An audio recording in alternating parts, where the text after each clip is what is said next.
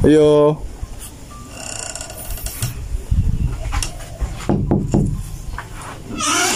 Uy, Marlene, mayungod to.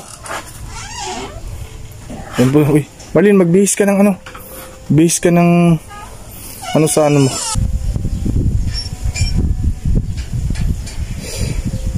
Huwag kang mag-alala, Marlene, ha. Tutulungan kita sa pag-uwi mo. Wala pa kayo plano mo uli? Ano ya? Uuwi ka na?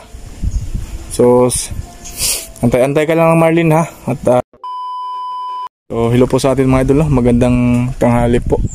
Tsaka dito na po yung update po natin. Si Marlene po dito po nakatira. Saan kaya si Auntie dito? Ayo.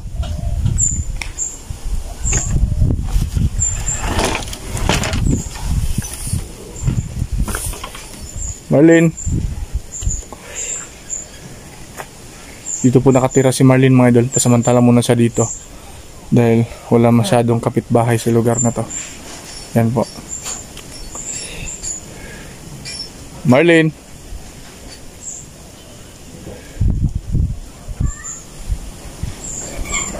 Baka nandun sa kwarto. So mga idol, no? So andito na po tayo. At iniwan ko po yung nahuli po nating aswang na lalaki. Tsaka babalik tayo mamaya, no? Umayang hapon at isama natin si Marlene para makita niya kung sino yung nahuli po natin.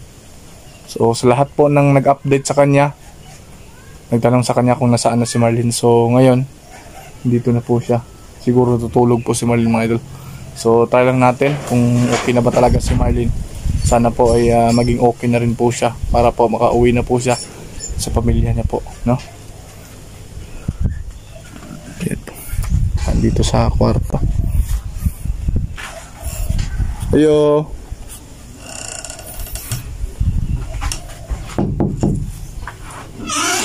Uy, Marlene, mayungod to. Yan po, uy. Marlene, magbihis ka ng ano. Bihis ka ng ano sa ano mo. Pangit tingnan. Tumadol, pinabihis muna natin siya, no? Kasi sexy yung suot niya. Yan po. Musta ka? Naman niya. Yan po si Marlene mga idol. Musta? Wala na kay Gibate. So, maraming nagtatanong, naghahanap sa'yo kung saan ka na. Parang may sugat ka. Ano to? So ito po na po si Marlene mga idol, no? At dito siya nakatira sa isang kwarto na to. Nakuikuan. Meron akong nahuli ng lalaking aswang dun sa kung saan kita nakita. Pwede samahan mo ako dun, Marlene, sa ano? Yung sa gubat na yon. Nandun, tinalian ko. Baka kilala mo kasi yun. Kasi ang daming nagtatanong na hindi ko na lang daw ipapatayin yun. Baka kagaya sa'yo. Na biktima rin ng mga aswang. Okay na kasama, uban ka dito sa kuha? Kiraman niya. Yan po siya mga idol, no? So sa lahat po talaga ng naghahanap po sa kanya. So pansamantala muna siya dito, no? Kasi sigurado safety naman siya dito. At saka may kasama po siya yung auntie ko.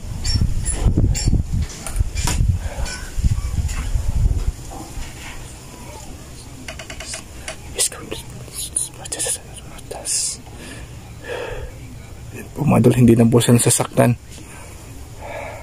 So isama natin siya mamaya doon sa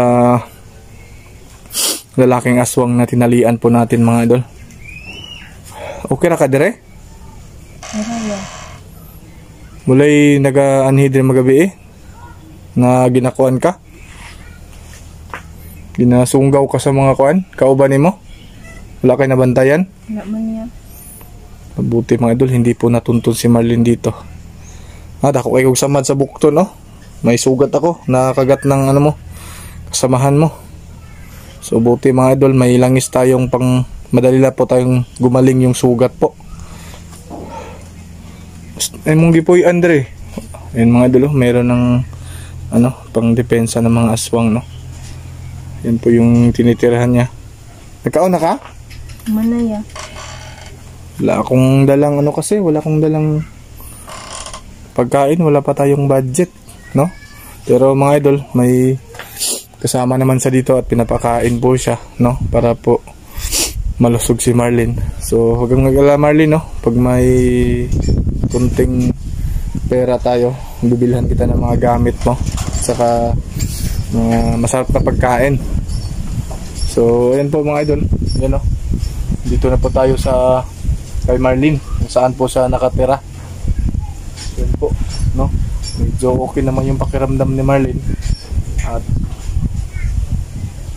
di natin alam kung kailan po siya uuwi. So tatanungin natin siya kung uuwi na ba siya sa lugar nila or dito muna siya para lalo siyang gumaling dito, no?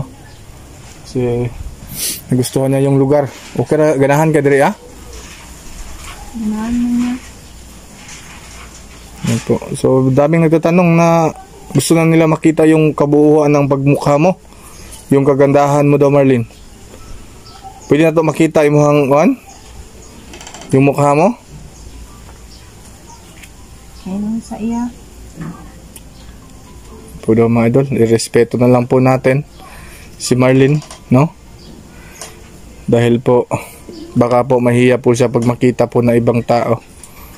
So, sa may ikuan ni mo dre, o sa ilingaw ni mo dre, trabaho ni mo? Magsilig-silig lang ka? O may kayo kuan dre? May mga pusa pa mga idol, oh. May alaga po silang pusa. Ayan, tumingin po, oh. Kinsan yung iring? Inyo Dili na ilante? Dili na iya.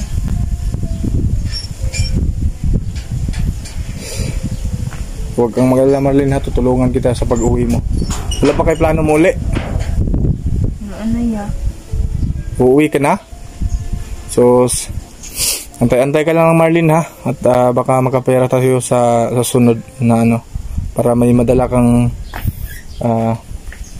bao, no? Makabili ka ng mga kailangan mong bilhin. So magantay-antay lang tayo Marlin, ha.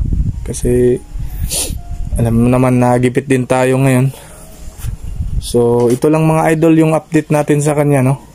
So ang importante dito ay kahit papano, kahit anumang sa trabaho natin, kailangan natin magsika po, no? Dahil po sa pangarap natin na may ahon po sa kahirapan yung sa ngayon, kung ano tayo ngayon mga idol. At matulungan din po natin si Marlin. Yan po, na kahit naging nabalik po siya sa paaswang, pero ito, nagbagong buhay na si Marlin. So nagpapasalamat pa rin ako sa inyo mga idol, sa lahat po ng nagsubaybay po kay Marlin, no? Hindi nyo ako iniwan. Naging aswang si Marlin, nahuli po natin, pangalawang beses po nangyari po sa kanya. So Marlin, meron ka bang sasabihin sa mga nanonood sa'yo o sa nagbabaybay sa'yo? Salamat ka sa ano natin, kung pwede. Salamat kasi ang tanan. Yan o, ulian ako.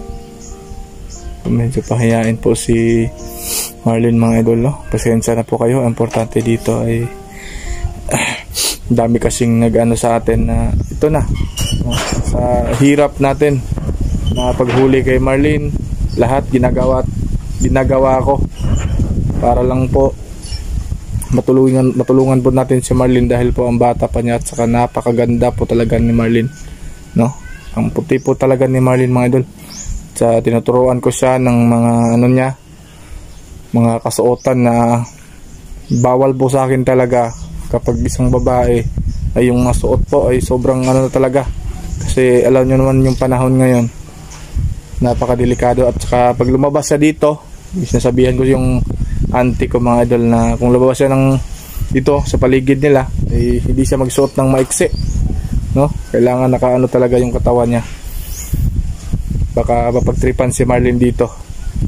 kasi medyo may kalayuan dito sa lugar namin. So mga idol, at maraming salamat po sa inyo, kasi tingnan niyo mga idol ha.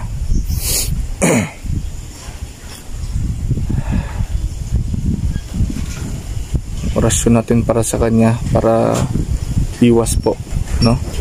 Iwas na mahahawaan siya ulit kung ano man sakaling mangyari sa kanya sa pag-uwi niya, no? So ito yung last na orasyon natin para sa kanya, na babalik na po siya sa normal.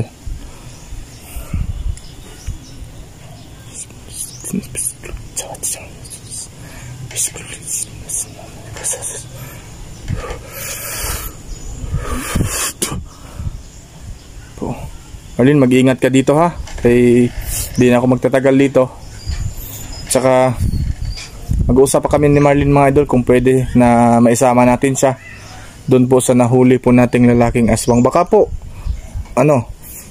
kamag-anak niya yon. Meron ka mga kamag-anak na kagaya mo? Meron?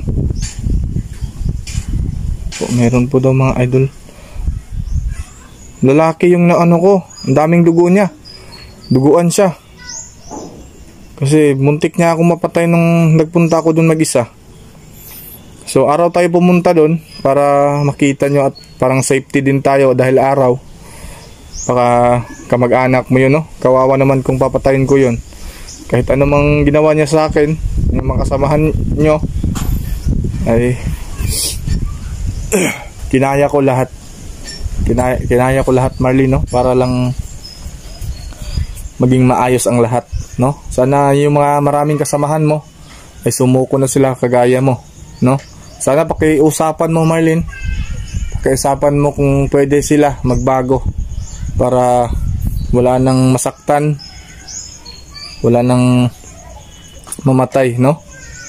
So, ngayon mga idol ay sasamahan tayo ni Marlin doon po sa lugar or sa gubat na pinuntahan po natin, kung saan po natin si Marlin